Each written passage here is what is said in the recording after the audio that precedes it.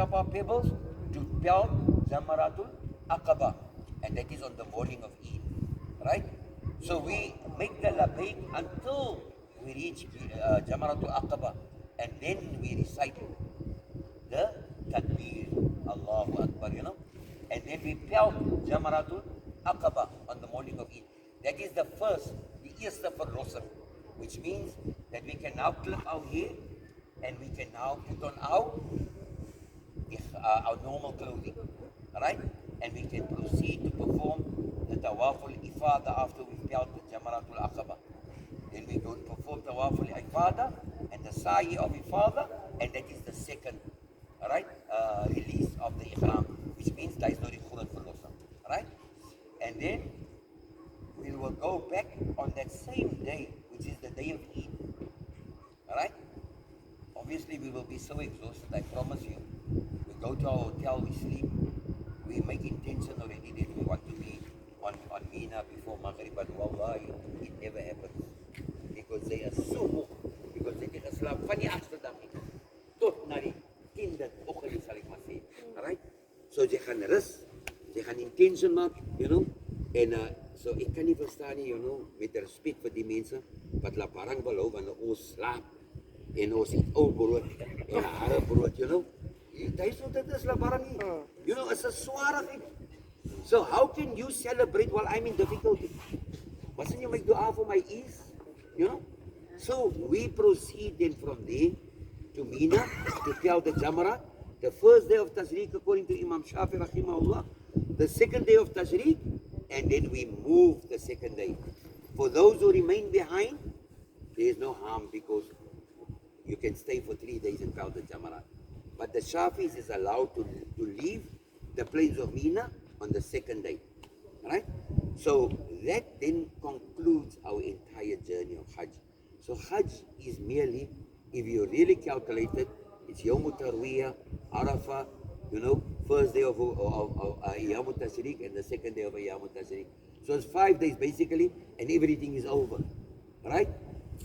So Sheikh Habib gevra het, nou hoekom die mense so lang, So, but that is what the Hajj is all about, right? That is to conclude.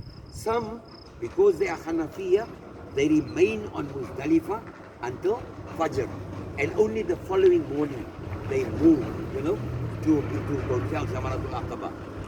But of course, the days of Tashriq, we tell Jamaratul Ula, Jamaratul Wusta, and Jamaratul Aqaba.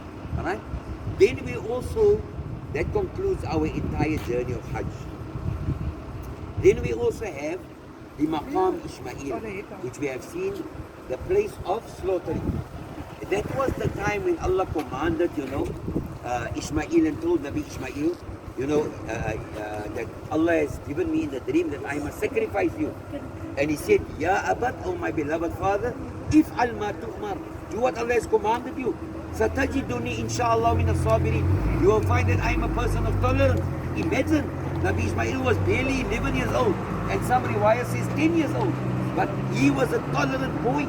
Kyk hoeveel iman het hy gehad, that Allah made it such that at 80 years, Allah gave Nabi Ibrahim a child. 80 years, he got a child. And then Allah caused a bond between the father and the child for 10 years. And then Allah tested the iman of Ibrahim, Then Allah told him that he must sacrifice that son. And so the son said to him, oh my beloved father, carry out the command that Allah has commanded you. You will find that I am of those who are tolerant.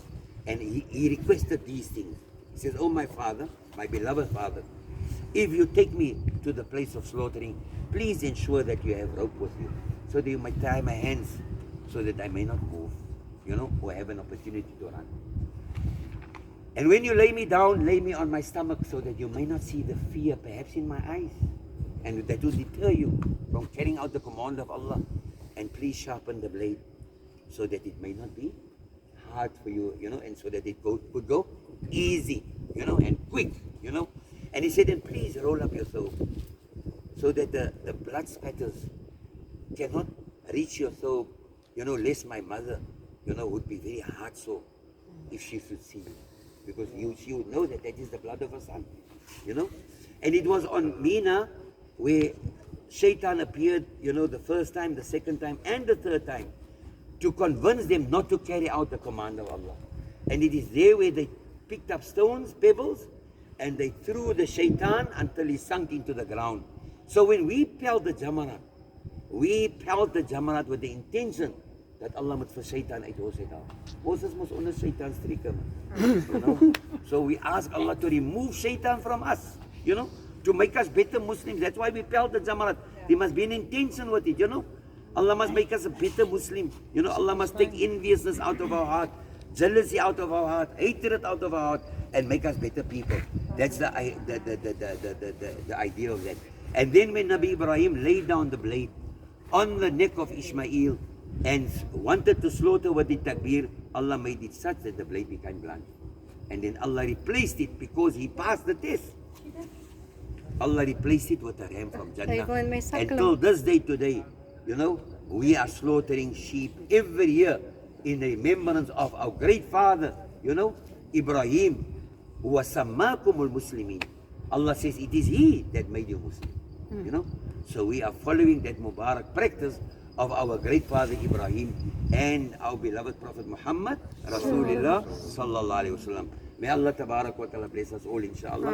And may Allah bring us here next time on the plains of Arafah.